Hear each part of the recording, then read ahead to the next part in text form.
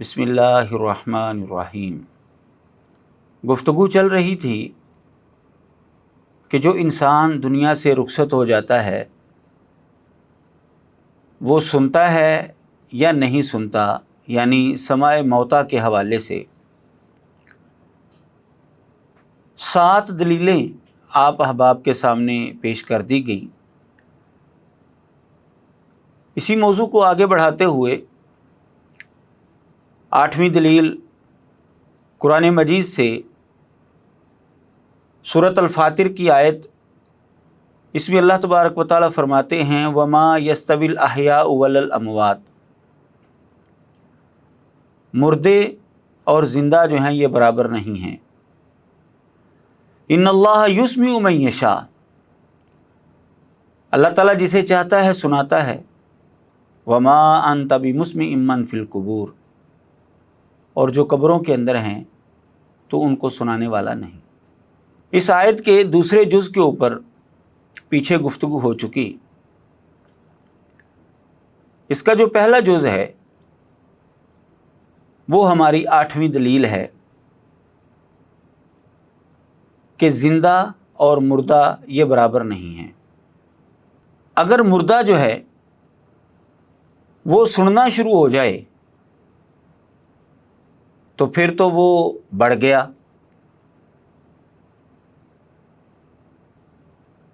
قرآن مجید کی اس آیت کا انکار لازم آتا ہے، کیونکہ جب برابر نہیں ہیں تو مردہ جو ہے وہ زندے سے بڑھ کیسے سکتا ہے۔ جیسا کہ میں نے شروع میں بتایا تھا کہ اس حوالے سے ایک نظریہ تو یہ پایا جاتا ہے کہ مردہ انسان خواہ وہ مسلمان ہو خواہ وہ کافر ہو، اس کا ادراک سمع و بصر جو ہے زندہ انسانوں سے بڑھ جاتا ہے۔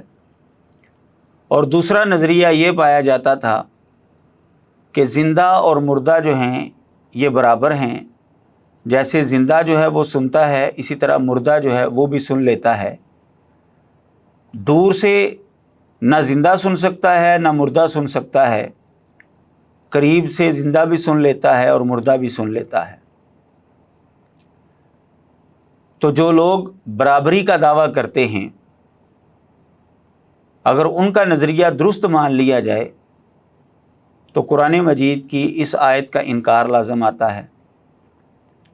اور جو لوگ زندہ انسان کے مقابلے میں مردہ انسان کا ادراک سمع و بصر زیادہ مانتے ہیں، ان کے عقیدے کے مطابق بھی اس آیت کا انکار لازم آتا ہے، کیونکہ جب برابری کی نفی ہے تو مردہ بڑھ کیسے سکتا ہے۔ اگر برابری کو تسلیم کر لیا جائے، مردہ جو ہے وہ تو منو مٹی کے نیچے دفن ہے اور بقول ان کے وہ سن رہا ہے، تو زندہ انسان کو اگر اتنی مٹی کے نیچے دفنا دیا جائے، کیا وہ اوپر والے کی بات سن سکتا ہے؟ جو قبر کے اوپر کھڑے ہو کر اس کو پکاریں گے، اس گڈھے کے اوپر کھڑے ہو کر اس سے بات کریں گے، کیا وہ سن سکتا ہے؟ اس کو تو اپنی جان کے لالے پڑ جائیں گے، وہ تو وہاں پر زندہ ہی نہیں رہ سکے گا، وہ کیسے کسی کی بات سن سکے گا؟ معلوم ہوا کہ زندہ اور مردہ جو ہیں یہ برابر نہیں ہیں۔ اگر برابری ماننی ہے تو کسی بھی زندہ انسان کو اتنی مٹی کے نیچے دفنا دیں اور پھر اس سے بات کر کے دیکھیں۔ اگر وہ زندہ باہر نکل آیا تو آپ اس سے پوچھیں ہاں بھائی میری بات سنی تھی، نتیجہ آپ کے سامنے آ جائے گا۔ تو جو قرآن مجید نے فرمایا ہے کہ زندہ اور مردہ برابر نہیں ہیں، اسی کے اوپر ہمارا ایمان ہونا چاہیے۔ یہاں پر ایک سوال بھی ان احباب کے اوپر اٹھتا ہے، وہ یہ کہ اگر مردہ انسان اپنی زندگی کے اندر اگر بہہ رہا تھا تو کیا مرنے کے بعد وہ سننا شروع ہو جائے گا؟ اگر وہ کہیں جی ہاں وہ سننا شروع ہو جاتا ہے تو پھر اس کا مطلب یہ ہے کہ وہ زندہ انسان سے زیادہ پاور کے اندر آ گیا، کیونکہ جب تک وہ زندہ تھا سن نہیں سکتا تھا، جیسے ہی مرا ہے اس کے سننے کی طاقت جو ہے وہ بڑھ گئی ہے۔ تو قرآن مجید تو کہہ رہا ہے کہ یہ برابر ہرگز نہیں ہے، تو یہ تو مردہ انسان کو زندے سے آگے لے کر جا رہے ہیں۔ اور اگر یہ جواب دیں کہ جو انسان زندگی کے اندر بہرا ہے وہ مرنے کے بعد بھی نہیں سنتا، تو پھر ان کے سماع موتا کا مسئلہ خود بخود ختم ہو جائے گا۔ پھر یہ کہنا کہ مردے سنتے ہیں، یہ نظریہ ہی غلط ہوا۔ اور اگر یہ کہیں کہ نہیں جی بہرے انسان کو اس مسئلے سے خاص کر دیا جائے گا، تو بھائی خاص ہونے کی دلیل کہاں ہے؟ کوئی بھی انسان اپنی طرف سے شریعت کا کوئی مسئلہ تو خاص نہیں کر سکتا، اس کے لیے قرآن مجید کی دلیل چاہیے یا رسول اللہ صلی اللہ علیہ وسلم کی حدیث چاہیے، فرمان چاہیے، اور نہ قرآن کے اندر ایسی کوئی دلیل موجود ہے اور نہ حدیث مبارکہ کے اندر ایسی کوئی دلیل موجود ہے۔ تو دونوں اعتبار سے جو بھی وہ جواب دیں گے اس کے مطابق ان کا نظریہ غلط ہی ٹھہرتا ہے۔ ہم آگے بڑھتے ہیں۔ اگر ہم برابری کو تسلیم کر لیں تو اس نظریے کے جو حامل حضرات ہیں ان کے بہت بڑے عالم دین مولانا سرفراز خان صفدر صاحب، انہوں نے جو بات کی ہے پھر وہ بات ان کے عقیدے کے خلاف آتی ہے۔ ثابت وہ یہ کر رہے ہیں اپنی پوری کتاب کے اندر، سماع موتا کے اندر، کہ جیسے زندہ انسان سنتا ہے اسی طرح مردہ انسان بھی سنتا ہے، لیکن بات کرتے کرتے انہوں نے یہ جملے بھی کہہ دیے، نیند کی حالت میں ادراک و شعور ایک گونا معطل ہو جاتا ہے، یعنی جب انسان زندہ ہے اور وہ سو جاتا ہے تو اس کا ادراک اور شعور جو ہے وہ معطل ہو جاتا ہے اور انسان بے بس اور بے اختیار ہوتا ہے۔ یہی وجہ ہے کہ نیند کی حالت میں طلاق و عتاق اور اسلام و ردت وغیرہ کسی چیز کا اعتبار نہیں ہوتا، کہ سویا ہوا بندہ کسی کو طلاق دے دے، اپنی بیوی کو طلاق دے دے، کسی غلام کو آزاد کر دے، کلمہ پڑھ لے یا وہ کفریہ کلمہ جو ہے اس کی زبان سے نکل آئے وغیرہ وغیرہ، سوئے ہوئے بندے کے کسی بھی عمل کا اعتبار نہیں ہوتا، کیونکہ اس کے حواس معطل ہو جاتے ہیں۔ اور آگے لکھتے ہیں، اور قبر میں اعادہ روح کے بعد میت کا معاملہ اس کے برعکس ہے، میت میں ادراک و شعور اور علم باقاعدہ ہوتا ہے۔ یہ ان کی کتاب سماع موتا ہے، صفحہ نمبر 221 پر انہوں نے یہ بات کی ہے کہ زندہ انسان جب وہ سویا ہوا ہے اور اس کے اندر روح موجود ہے تو اس کا ادراک و شعور معطل ہو جاتا ہے، لیکن جو مردہ انسان ہے فرما رہے ہیں کہ اس کے اندر جب روح آتی ہے تو باقاعدہ اس کے اندر علم بھی ہوتا ہے، ادراک و شعور بھی ہوتا ہے۔ معلوم ہوا کہ اس جملے میں وہ یہ کہہ رہے ہیں کہ مردہ انسان زندے انسان سے بڑھ گیا ہے، اور قرآن مجید تو برابری کی نفی کر رہا ہے کہ زندہ اور مردہ برابر نہیں ہے۔ جب برابر نہیں ہے تو مردہ انسان بڑھ کیسے سکتا ہے؟ بالفاظ دیگر وہ بھی مان رہے ہیں کہ مردہ اور زندہ برابر نہیں ہے، مردہ بڑھ گیا ہے، زندہ کم ہے۔ تو قرآن مجید نے برابری کی بھی نفی کی ہے اور اس کے تحت بڑھنے کی بھی نفی کر دی ہے۔ تو جب برابر نہیں ہو سکتا تو بڑھ بھی نہیں سکتا۔ تو اگر ان کا عقیدہ اور نظریہ تسلیم کر لیں تو مولانا کا یہ سارا کیا دھرا اور یہ ساری بات جو ہے وہ غلط ٹھہرتی ہے۔ مزید وہ آگے لکھتے ہیں صفحہ نمبر 264 پر جا کر، مردہ یا زندہ دور ہو تو تمام اہل حق کا اس پر اتفاق ہے کہ وہ عادتاً دور سے نہیں سنتا۔ مزید آگے لکھتے ہیں سماع موتا جو ان کی کتاب ہے صفحہ نمبر 264 پر، کہ مردہ یا زندہ دور ہو تو تمام اہل حق کا اس پر اتفاق ہے کہ عادتاً دور سے نہیں سنتا۔ اب یہ بات جو انہوں نے کہی ہے کہ زندہ ہو یا مردہ عادتاً جو ہے وہ دور سے نہیں سنتا، تو کیا زندہ انسان اتنی مٹی کے نیچے عادتاً سن سکتا ہے؟ بالکل نہیں سن سکتا۔ تو جب نہیں سن سکتا تو برابری کیسے ہوئی؟ اور جب کہ یہ تو ثابت کرنا چاہتے ہیں کہ دونوں برابر ہیں، اور اگر برابری مان لے تو قرآن مجید کی آیت کا انکار لازم آتا ہے۔ تو دونوں اعتبار سے ان کا نظریہ جو ہے وہ غلط ٹھہرتا ہے۔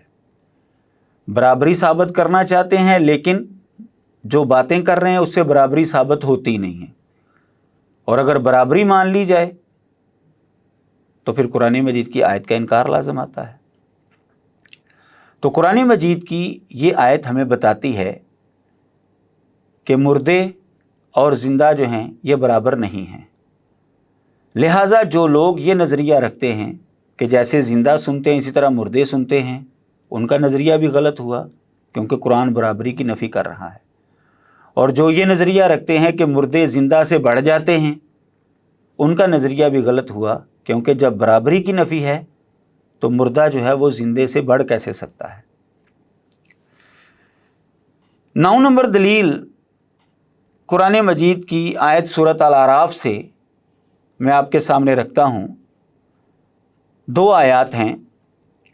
ان الذین تدعون من دون اللہ عباد امثالکم فادعوہم فلیستجیبوا لکم ان کنتم صادقین۔ بے شک وہ لوگ جنہیں تم اللہ کے علاوہ پکارتے ہو وہ تمہاری طرح کے بندے ہیں، تم ان کو پکارو پس وہ تمہاری پکار کو قبول کریں، تمہیں جواب دیں اگر تم سچے ہو تو۔ الہم ارجل یمشون بہا، کیا ان کے پاس ایسی ٹانگیں ہیں کہ جس کے ساتھ وہ چل سکیں؟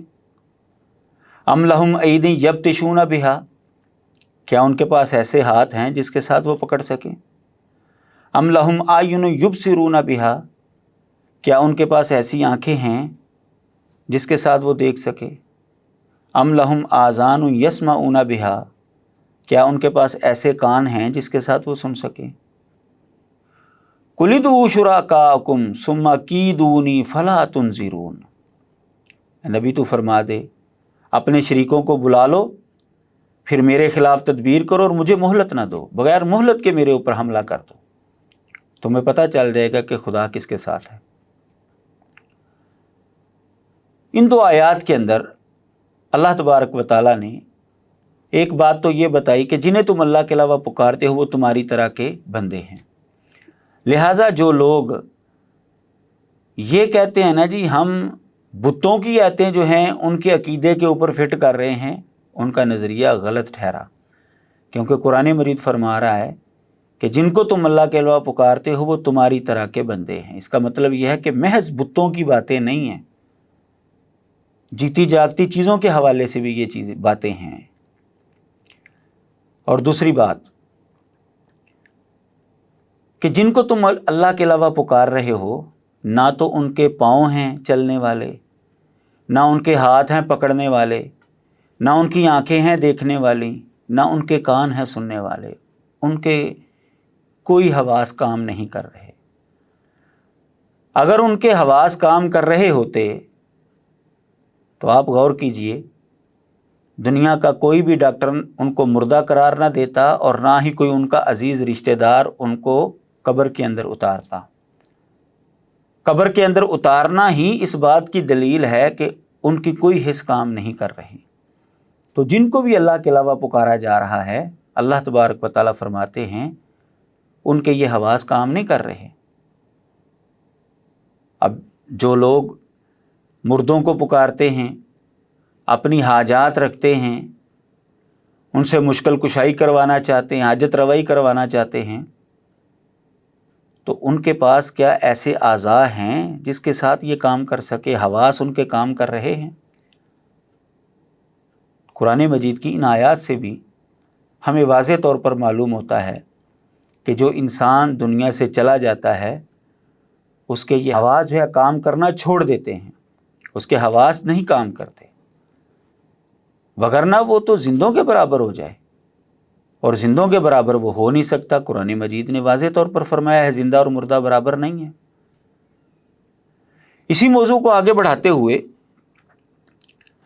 10ویں دلیل سورۃ الانعام کے اندر اللہ تعالیٰ فرماتے ہیں انما یستجیب الذین یسمعون والموت یبعثہم اللہ ثم الیہ یرجعون، کہ جواب وہ دیتے ہیں جو سنتے ہیں، اور جو مردہ ہیں اللہ تبارک و تعالیٰ ان کو اٹھائے گا اور پھر اسی کی طرف وہ لوٹائے جائیں گے۔